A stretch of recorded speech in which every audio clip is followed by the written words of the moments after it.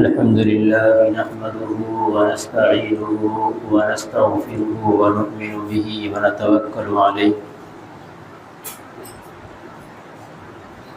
ونعوذ بالله من شرور أنفسنا ومن سيئات أعمالنا من يهده الله فلا مضل له ومن يضلل فلا هادي له ونشهد أن لا إله إلا الله وحده لا شريك له ونشهد أن سيدنا ومولانا محمدا عبده ورسوله صلى الله عليه وعلى آله وأصحابه وبارك وسلم تسليما كثيرا كثيرا. أما بعد فأعوذ بالله من الشيطان الرجيم. بسم الله الرحمن الرحيم. إن يمسسكم قرح فقد مس القوم قرح مثله وتلك الأيام نداولها بين الناس وليعلم الله الذين آمنوا ويتخذ منكم شهداء والله لا يحب الظالمين. قال النبي صلى الله عليه وسلم لا يؤمن أحدكم حتى يكون هواء تبعا لما جئت به أو كما قال صلى الله عليه وسلم. رب اشرح لي صدري ويسر لي أمري واحلل عقدة من لساني يفقهوا قولي. وقال تعالى سنقرئك فلا تنسى. بزرگان محترم، عزیز مصلیان کرام، قرآن کریم کی ایک آیت اور نبی کریم صلی اللہ علیہ وسلم کی ایک حدیث پڑھی ہے. اللہ تبارک و تعالی سے دعا ہے کہ اللہ تبارک و تعالی مجھے صحیح طرح سے بات کہنے کی، سننے کی، سمجھنے کی اور پھر ہم سب کو اس پر عمل کی توفیق نصیب فرمائے.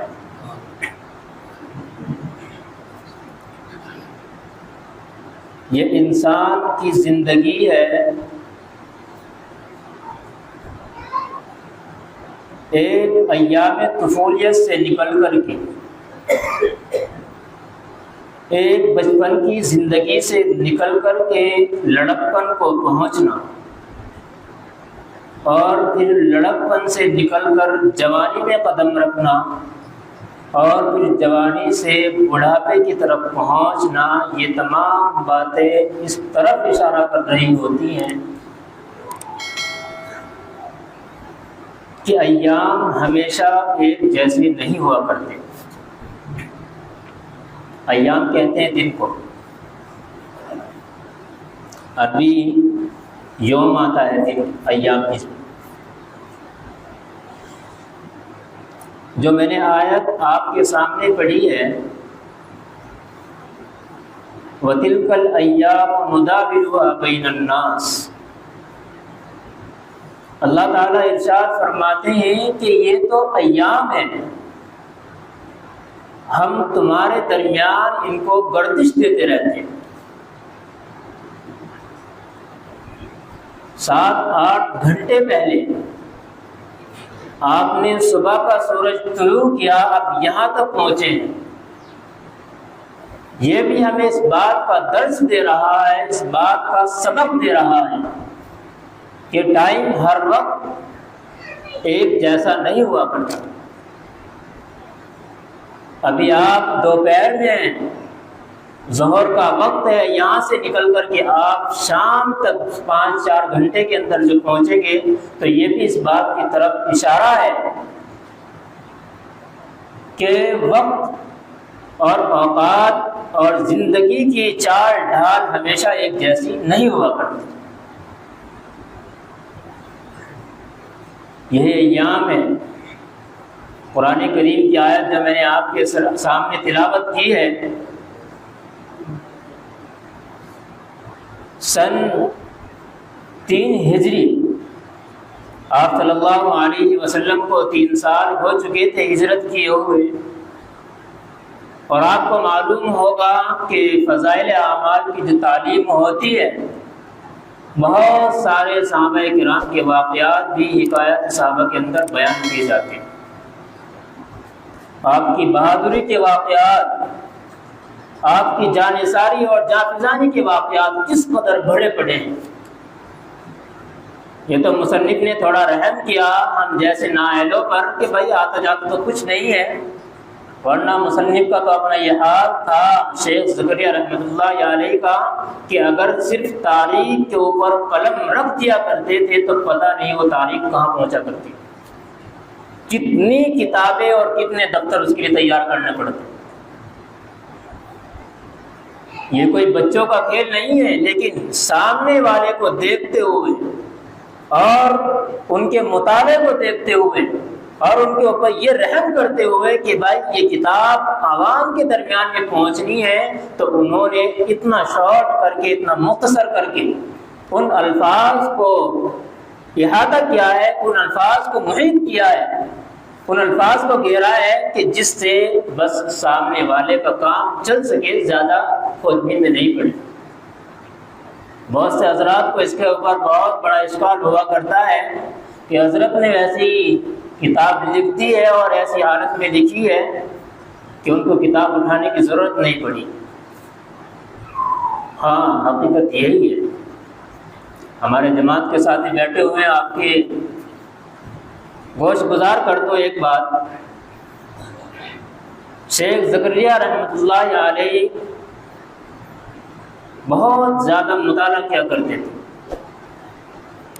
والد محترم بھی بڑے زبردست اور خود بھی بڑے کمال کے آدمی تھے۔ بہت مشکل میں آ کر کے تہجد کے وقت اٹھا کرتے جب ان کے والد صاحب، تو دیکھا کہ زکریا مطالعہ کر رہا ہے، کہا بھائی جا کر آرام کر لے، ابھی کتابیں دیکھ رہا ہے بیٹا۔ تو اتنا شوق تھا حضرت شیخ زکریا رحمۃ اللہ علیہ کا۔ لیکن انسان کے ہوتے ہوئے کس قدر محنت کرے۔ ایک وقت آیا کہ حضرت نے کچھ کمزوری محسوس کرنا شروع کر دی۔ ڈاکٹروں کے پاس گئے تو جیسے ہمارے یہاں کہہ دیتے ہیں کہ بھائی دماغی کام نہ کرنا، آرام زیادہ کرنا، دماغی کام زیادہ نہ کرنا۔ تو شیخ زکریا رحمۃ اللہ علیہ کی یہ حالت جب یہاں تک پہنچ چکی تو حضرت شیخ تو چونکہ بہت بڑے اس کے اندر گھسے ہوئے تھے کہ مجھے تو کام کرنا ہے بھائی، میرے پہ ٹھالی نہیں بیٹھا جاتا۔ اور ان کی تو دور کی بات، ہمارے ان حضرات کو دیکھ لو کہ جو اپنے پیروں کو قبر میں لٹکائے بیٹھے ہیں اور مزدوری کرتے ہیں، یا پھاوڑا چلاتے ہیں، یا کھرپا چلایا کرتے ہیں، بڑھاپا آ جاتا ہے، کوئی دوسرا کام ہو یا نہ ہو، فجر کی نماز کے بعد فوراً اٹھیں گے، اپنا تھیلا جس کے اندر ایک چھوٹی سی پانی کی بوتل ہو یا نہیں ہو، لیکن اپنا کھرپا اور ڈانچے اٹھا کر کے نکل لیں گے کہ بھائی ہم سے نہیں بیٹھا ہے۔ تو ایک عالم، اور عالم بھی کوئی چھوٹا موٹا نہیں، اگر آپ ان کے واقعات سنیں گے تو بہت لمبی طویل ان کی داستانیں ہیں جن کو یہاں بیان کرنے سے قاصر ہوں۔ تو جب یہ بات کہتی حضرت شیخ نے کہا چلو خیر، میں کوئی ایسا کام نہیں کروں گا جس میں مجھے کتابوں کے مطالعے کی ضرورت پڑے، میں ایسا کر لیتا ہوں، چونکہ حدیث پڑھاتے ہوئے مجھے عرصہ گزر چکا۔ اور ایک بات یہ یاد رکھنے کی ہے کہ جب انسان کسی کام کے اندر ماہر ہو جاتا ہے تو اس کو کسی دوسری چیز کی زیادہ ضرورت نہیں پڑا کرتی۔ مثال کے طور پر میں آپ کو موٹی سی ایک مثال دے دوں۔ کوئی شخص ہے گھڑی کا کام کر رہا ہے، گھڑی ساز ہے، گھڑی کو ٹھیک کرتا ہے یا گھڑی بناتا ہے۔ تو آپ نے جا کر کے اس کو گھڑی دکھائی، اس نے دیکھا، اس نے کہا کہ اس کی مشین کے اندر جو ایک پرزہ ہوتا ہے وہ ڈلے گا، حالانکہ آپ نے بھی دکھائی ہے اس کو، اس نے دیکھ کر کے فوراً کہتے کہ بھئی یہ ڈلے گا۔ اور آج موبائل کا دور ہے، زمانہ ہے، وہاں پہنچے وہ فوراً اس کی ڈسپلے دیکھے گا کہ یار میرا موبائل کام نہیں کر رہا، اس نے کہا بھئی اس کا پلٹ خراب ہو گیا، وہ ڈلے گا، کوئی یہ والی آئی خراب ہو گئی، یہ ڈلے گا۔ تو یہ ماہرین کا کام ہوا کرتا ہے کہ انہوں نے ابھی آپ کا فون کھولا تک بھی نہیں ہے، آپ کے ہاتھ میں ہے، لیکن فوراً پہلے ہی بتاتے کہ یہ خراب ہو گیا، یہ ڈلے گا، اور حقیقت ہوتا بھی ایسے جو ماہر ہوتے ہیں۔ تو حضرت شیخ زکریا رحمۃ اللہ علیہ کو کافی عرصہ ہو چکا تھا حدیث کی کتاب پڑھاتے ہوئے، تو انہوں نے سوچا ڈاکٹر نے تو مجھے بٹھا دیا ہے، کوئی ایسا کام نہیں کروں جس میں دوسری کتابوں کی ضرورت پڑے، میں صرف یہ کر لیتا ہوں کہ جتنی حدیث کے تحت میں واقعات صحابہ کرام کی ہوں، آپ صلی اللہ علیہ وسلم کی ہوں، تاریخ ہوں، کہ میں ان کو ایک کتاب کے اندر جمع کر دیتا ہوں۔ اس وقت میں حضرت نے یہ کتاب لکھی، لیکن اشکال کرنے والے اس کے اوپر بڑے اشکالات کرتے ہیں، اور وہ طرح طرح کی باتیں اس کے اوپر بنایا کرتے ہیں۔ وہ کہتے ہیں کہ یہ ایک پاگل آدمی نے لکھی، نعوذ باللہ، کیا شیخ زکریا کو پاگل ٹھہرا جا رہا ہے؟ تو آپ ان سے معلوم کریں کہ بھائی آپ کو ڈاکٹر نے کہا آپ بیمار ہیں، آپ کو چلنا پھرنا نہیں ہے، تو آپ پاخانہ پیشاب کے لیے جاتے کہ نہیں جاتے؟ جب آپ کو کہا ہے تو اس کا مطلب یہ نہیں ہے کہ آپ بالکل چارپائی سے بن جائیں، بلکہ یہ بھائی آپ کام کریں، لیکن اتنا لوڈ اپنے اوپر اتنا بوجھ نہ ڈالیں کہ جس سے آپ کے دماغ کو یا آپ کے بدن کو اور زیادہ دقت کا سامنا اٹھانا پڑے۔ بہرحال میں بات کر رہا تھا، حضرت شیخ نے اس کے اندر واقعات لکھے ہیں، جنگ کے واقعات بھی بہت سارے ہیں، انہی میں سے ایک جنگ ہے جس کو قرآن کریم نے جنگ احد کے نام سے بیان کیا۔ یہ سن 3 ہجری کے اندر ہوئی ہے۔ مکہ کے اندر آپ صلی اللہ علیہ وسلم کا رہنا تو دشوار ہو ہی گیا تھا، ہجرت فرما کر مدینہ پہنچے، وہاں بھی کافروں نے مشرکوں نے رہنا نہیں دیا۔ بالآخر بہت ساری جنگیں پہلے بھی ہوئی ہیں، ایک بڑی جنگ جو اس سے پہلے ہوئی تھی اس کو جنگ بدر کہا جاتا ہے، جس میں کفار کے 70 سے زیادہ بڑے بڑے سردار، چھوٹی کے جو اپنے آپ کو بہت بڑے مونچھ والے سمجھتے تھے، سب مارے گئے۔ ان میں سے ایک نام ہند بنت عتبہ، عتبہ بھی بڑا خبیث قسم کا انسان تھا، آپ صلی اللہ علیہ وسلم کو ہر وقت قتل کے در پہ رہتا کہ بس کسی طرح اس کو اڑایا جائے، محمد کو ختم کیا جائے تو بس ہمارا راستہ صاف ہے۔ انہیں کی ایک لڑکی ہے یہ ہند، یہ نکاح میں تھی حضرت ابو سفیان کے، جو ابھی تک مسلمان نہیں ہوئے تھے۔ آپ کو یاد ہوگا ایک واقعہ بیان کرتے ہیں، اکثر علماء کرام کہتے ہیں اور تاریخ کے اندر موجود ہے کہ آپ صلی اللہ علیہ وسلم نے دعا کی تھی کہ یا اللہ میں ان 2 حضرات کے لیے دعا کرتا ہوں، ان میں سے جو بھی بہتر ہو اسلام کے لیے، اس کو اسلام سے اس کو مدد مل سکتی ہے تو اس کو ایمان کی توفیق دے۔ تو آپ صلی اللہ علیہ وسلم کی یہ دعا قبول ہوئی، اور الحمدللہ اس کے نتیجے میں حضرت عمر رضی اللہ تعالیٰ عنہ آپ کے پاس آئے۔ بہرحال ایک واقعہ آیا تھا ہرقل بادشاہ کا، آپ صلی اللہ علیہ وسلم یہاں بیٹھ کر کے اپنے مقام پر مدینہ کے اندر یا مدینہ کے آس پاس جو کہیں جانا ہوا کرتا تھا، عام طور سے تو آپ جاتے نہیں تھے، تو یہاں سے خط لکھوایا کرتے اور بادشاہوں کے پاس جاری کیا کرتے تھے کہ بھائی اس خط کو لے کر کے جاؤ، اور فلاں شخص ہے ایسے ایسے لوگوں کو دعوت دیتا ہے، اور آپ کو بھی وہ دین کی دعوت دے رہا ہے کہ آپ اس کو قبول کرتے ہیں یا نہیں کرتے۔ بہت سارے بادشاہ تو وہ تھے کہ جنہوں نے عقل کو ٹھیک استعمال کیا اور انہوں نے آپ کی دعوت کو قبول کر لیا، لیکن بہت سے بڑے خبیث قسم کے بھی نکلے کہ انہوں نے آپ صلی اللہ علیہ وسلم کے خط کو پھاڑ کر کے رکھ دیا، چاک کر دیا اس کو۔ بہرحال جن کے بارے میں آیا ہے کہ انہوں نے دعوت کو قبول کیا، تو ان میں سے ایک آتا ہے بادشاہ ہرقل کا نام۔ ایک مرتبہ کا واقعہ ہے، ہرقل کے پاس کچھ صحابہ کرام رضوان اللہ تعالیٰ علیہم اجمعین پہنچے۔ اب چونکہ یہ مکے والے ان صحابہ کرام کے پیچھے لگے ہوئے تھے، بڑی تکلیفیں ہوا کرتی تھی نظرات کو، بڑی تکلیف دیا کرتے تھے، ایزا دیا کرتے تھے۔ تو یہ یہاں سے نکل کر کے اس کے پاس پہنچ گئے۔ جب وہاں پہنچے تو بادشاہ جو ہرقل تھا اس نے ان کو اپنی پناہ میں لے لیا کہ بھائی آؤ، یہ کہاں سے آئے ہیں؟ کہ فلاں جگہ سے آئے ہیں۔ کیوں، کیا بات ہے، کیسے آپ چھپتے پھر رہے ہو، کیسے پھر رہے ہو؟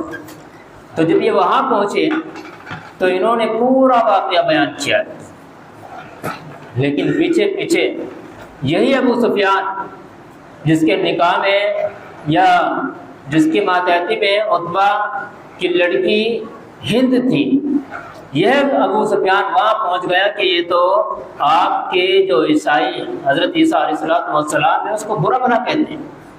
حالانکہ صحابہ کرام کا ایسا کچھ بھی نہیں منشا تھا، نہ وہ کہا کرتے تھے۔ یہ تو آپ صلی اللہ علیہ وسلم کے تربیت یافتہ تھے، قرآن نے تو ایسے اصول بیان کیے، بھائی یہ کیسے کہہ سکتے ہیں؟ لیکن بادشاہ ہرقل کو اس پر پورا مطمئن نہیں ہوا تو اس نے کہا اچھا ایسی بات ہے، تو اس نے ان کو پکڑ لیا، بٹھا لیا کہ اچھا یہ بتاؤ کہ آپ ان کے بارے میں کیا کیا جانتے ہیں، کون ان کا قریبی ہے وہ میرے پاس آ جائے۔ اب یہ تو چونکہ خاندان کے تھے ابو سفیان، بعد میں جا کر کے رضی اللہ تعالیٰ عنہ بنے ہیں، ابھی اسلام نہیں لے کے آئے۔ وہاں پہنچے تو انہوں نے پورا واقعہ بیان کیا۔ اس نے ایک سوال کیا تھا، آپ لوگ جب لڑتے ہو تو نبی ہمیشہ جیتتے ہیں یا صرف ہار بھی جاتے ہیں؟ کبھی کبھی ہار بھی جاتے ہیں یا صرف جیتا کرتے ہیں؟ تو اس نے ایک بات بڑی زبردست کہی تھی، اس نے کہا تھا کہ جی ہمارے درمیان جنگ جو ہے ایک ڈول کی طرح ہے۔ ڈول جانتے ہیں؟ آج کی پیڑھی شاید نہ جانے، دیکھا تو ہم نے بھی نہیں ہے، لیکن بڑے بوڑھوں نے دیکھا ہوگا، بڑے کنویں کے پاس جو ہوا کرتا تھا، ڈول سے پانی نکال کر کے استعمال کیا کرتے تھے۔ تو اس سے تشبیہ دی کہ بھائی کبھی یہ محمد صلی اللہ علیہ وسلم کے ماننے والے جیت جایا کرتے ہیں جنگ کو، اور کبھی ہم جیت جایا کرتے ہیں، ایسی رہتی ہے۔ تو اس نے ایک بات بڑا زبردست جملہ اس نے کہا تھا کہ ہاں اللہ اور اس کے رسول صلی اللہ علیہ وسلم کا معاملہ ایسا ہی ہوتا ہے، یعنی کبھی جنگ آپ جیتتے ہو، کبھی جنگ یہ جیتتے ہیں، اللہ ایسا ہی چاہتا ہے رسولوں کے ساتھ، یہ نہیں ہے کہ ہمیشہ جیت ہی رہے جیت رہے۔ تو میرا کہنے کا مطلب یہ ہے کہ جنگ احد میں جو آپ صلی اللہ علیہ وسلم کے دندان مبارک شہید ہوئے، یہ آپ کی یہ نہ کہنا شروع کرتے ہیں کہ بھائی آپ جیتے نہیں ہیں، یہ نبی ہو کر کے کیسے آپ کو اتنے زخم آ گئے، یہ کیسے آپ کو اتنی چوٹ پہنچ گئی، ایسا نہیں ہونا چاہیے۔ بھائی انسان ہونے کے ناطے سب کچھ ہوتا ہے، اور اس سے پتہ چلتا ہے ان لوگوں کے اوپر بھی تماشا ہے کہ جو آپ صلی اللہ علیہ وسلم کو عالم الغیب کہا کرتے ہیں۔ اگر آپ صلی اللہ علیہ وسلم عالم الغیب ہوتے، غیب کی باتوں کو جاننے والے ہوتے، تو آپ کو تو پہلے یہ چیز دکھ رہی تھی کہ بھائی آج اتنے مارے جائیں گے، تو آپ کیوں بار قدم رکھتے؟ لیکن سب سے بڑی کمال کی بات یہاں یہ رہی ہے کہ آپ صلی اللہ علیہ وسلم کو جب معلوم ہوا کہ کفار مکہ نے بہت سارے لوگوں کو جمع کر لیا ہے اور لڑائی کے لیے آ چکے اور جبل احد کے پاس پہنچ چکے، وہاں ٹھکانہ ڈال لیا انہوں نے، تقریباً 5000 کا لشکر وہاں پہنچ چکا تھا نصرات میں، اور ادھر آپ صلی اللہ علیہ وسلم کے پاس کچھ بھی نہیں ہے۔ ادھر عبداللہ بن ابی منافق بڑا زبردست وہاں بیٹھا ہے، آپ صلی اللہ علیہ وسلم کی مجلس میں آپ نے مجلس مشاورت بلائی، آج میٹنگ ہے، بیٹھو بھائی سارے کے سارے آ جاؤ۔ بڑے بڑے سرداران قریش آ کر کے بیٹھے، آپ صلی اللہ علیہ وسلم نے مشورہ کیا کہ بھائی ایسے ایسے جنگ سر پہ کھڑی ہے، لڑنا ہے کہ نہیں لڑنا ہے، آپ لوگ کیا کہتے ہیں اس بارے میں؟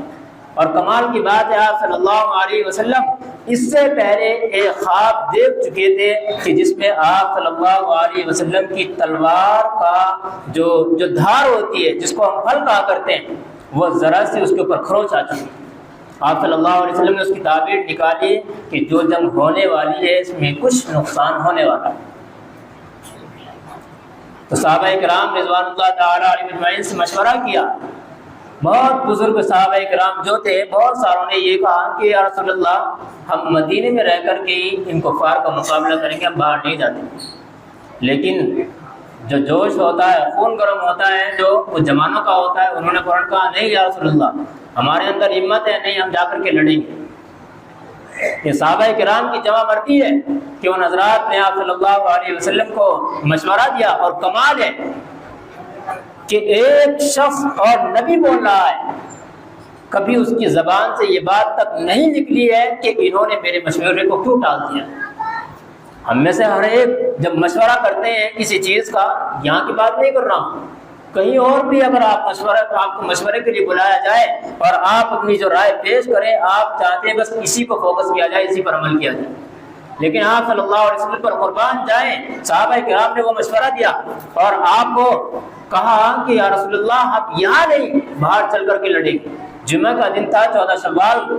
آپ صلی اللہ علیہ وسلم نے جمعہ کی نماز پڑھائی اور نکل کر کے مسجد سے آپ اپنے گھر میں گئے, اور ٹھیک ہے کہ بھائی ٹھیک ہے ہم چل کر کے لڑائی کریں گے, باہر چل کر کے مقابلہ کریں گے. آپ صلی اللہ علیہ وسلم نکلے اور پوری زرہ وغیرہ پہن کر کے تیار ہو کر کے آ گئے. ادھر جو ابو سفیان تھا یہ عبداللہ بن ابی منافق بڑا خطرناک انسان تھا.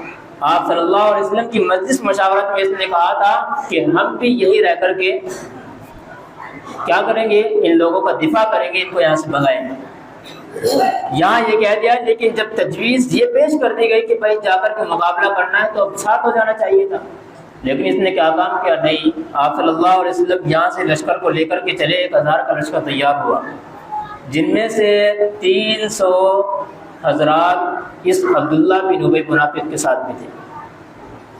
اب یہ یہاں سے چلے, چند میل ابھی چلے تھے, 1 یا 1.5 میل تک پہنچے تھے کہ اس نے اپنے لوگوں کو کہا کہ بھائی نکلو, اور یہ آواز دیتا ہوا گیا پیچھے سے, یہ کہتا ہوا گیا ان لوگوں کو لے کر کے کہ نعوذ باللہ آپ صلی اللہ علیہ وسلم نے ہمارے مشورے پر عمل نہیں کیا, اس لیے ہم لڑنے کے لیے نہیں جائیں گے, اس لیے ہم لڑنے کے لیے نہیں جائیں گے. وہی بالکل منافقوں والا کام وہیں سے یہ چلی آ رہی ہے. تو بھائی ہمیں تو جو اسلام سکھاتا ہے, جو بتاتا ہے, وہ بیان کرتے ہیں. اب جس کے اندر یہ چیزیں پائی جاتی ہیں وہ اپنے دل کو خود سنبھال سکتا ہے, ٹٹول سکتا ہے. بہرحال مجھے ادھر جانے کی ضرورت نہیں ہے. آپ صلی اللہ علیہ وسلم کے ساتھ اب 700 صحابہ کرام موجود ہیں. ابھی یہ یہاں سے نکلے, جب انہوں نے دیکھا کہ بھائی یہ لوگ یہاں پہنچ چکے ہیں, کچھ دور چلنے کے بعد یہ حضرات وہاں پہنچ گئے اور جبل احد کے پاس انہوں نے پڑاؤ ڈال دیا. شام کا وقت ہو چکا تھا, لڑائی نہ ہوئی, تو بس پوری رات بہت اچھے طریقے سے گزری اور ٹھیک ٹھاک انہوں نے دن گزارا.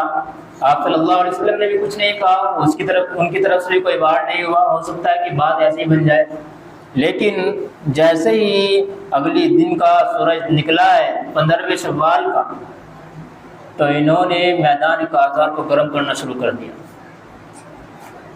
اسٹارٹنگ یہاں سے کی کہ انہوں نے اپنے اپنے لوگوں کو نکال کر کے میدان میں کیا, اور جیسے آپ صلی اللہ علیہ وسلم کی طرف سے صحابہ کرام حضرت ابو دجانہ رضی اللہ تعالیٰ عنہ ہیں, آپ صلی اللہ علیہ وسلم کی تلوار کو لے کر کے میدان میں اکڑ اکڑ کے چل رہے تھے.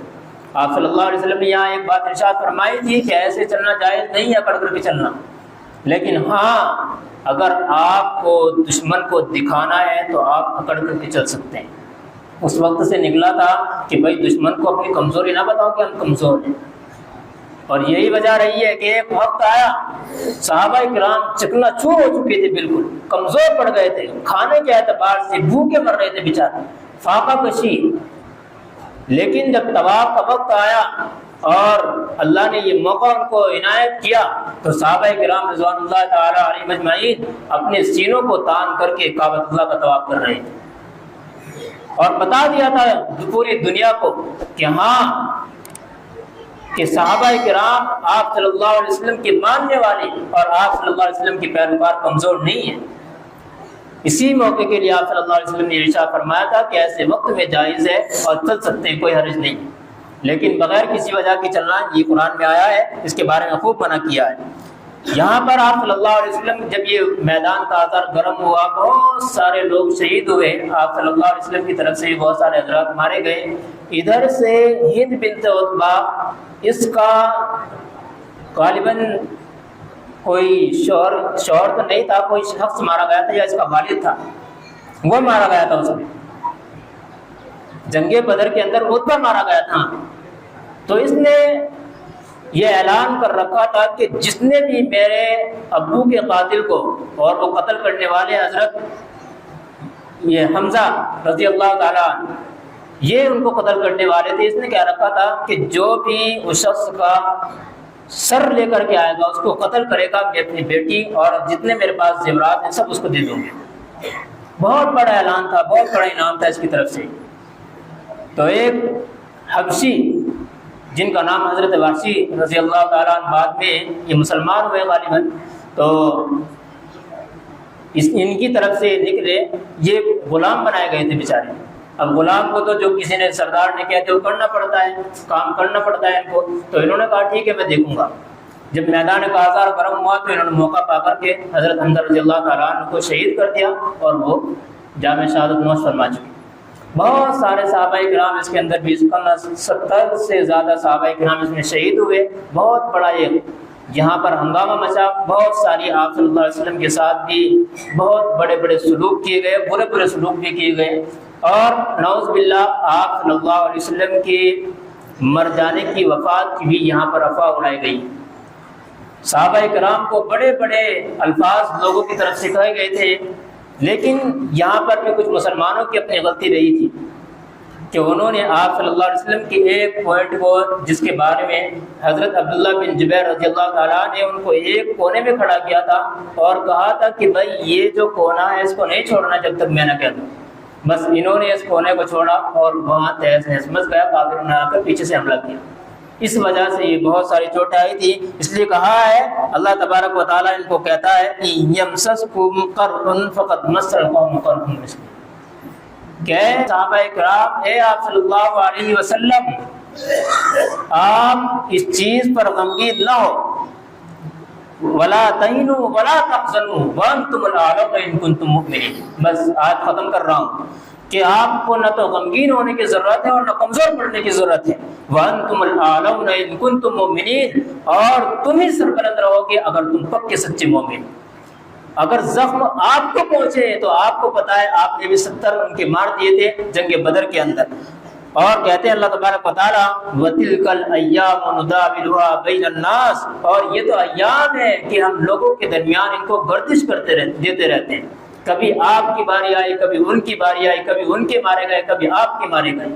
آج کل ملک ہندوستان کے حالات بھی یہی ہیں، پڑوسی کے ساتھ، پڑوسی ملک کے ساتھ لڑائی کر بیٹھا ہے، اب وہاں سے بھی مر رہے ہیں، یہاں بھی مر رہے ہیں۔ میڈیا تو اپنی مزے میں ہے، ہوتا کچھ اور ہے، دکھاتا کچھ اور ہے، لوگوں کو بھڑکانے کی کوشش چل رہی ہے، ہندو مسلمان کرنے کی کوشش چل رہی ہے۔ کتنے قتل ایسے کیے جا رہے ہیں کہ جن کا کوئی تک بھی نہیں بنتا ہے۔ ایک بیچارے بزرگ تھے، پتہ نہیں انہوں نے کچھ لے رکھا تھا اپنے بیگ کے اندر، وہ فروخت کرتے پھر رہے ہیں۔ اب وہ ان کو کہہ رہا ہے اپنی آئی ڈی دکھاؤ، اپنا کوئی آپ جو تھانے سے لے کر کے آئیں، بھائی آپ نے کبھی غیر مسلم کی جو یہاں پر ریڑے والے آتے ہیں یا کوئی پھل سبزی بیچنے والا آتا ہے، کبھی اس کے پاس کوئی اپلیکیشن دیکھیے وہ دکھا کر کے آ رہا ہو کہ میں بیچنے کے لیے جاؤں یا نہ جاؤں؟ تو یہ کیا ہے؟ یہ صرف میڈیا کا پروپیگنڈا ہے جو اس نے یہاں لوگوں کے اندر ڈال دیا۔ تو اس لیے ہمیں اس میں بہت محتاط رہنے کی ضرورت ہے، ہمیں اس کے اوپر کچھ بولنے کی ضرورت نہیں۔ علماء کرام جو کہہ رہے ہیں بس آپ اس کو سنتے رہیں اور سب کے دامن کو اپنے دامن سے تھام لیں، انشاءاللہ اسی میں ہماری کامیابی رہے گی۔ اللہ تعالی ہمیں سمجھ کے عمل کی توفیق نصیب فرمائے۔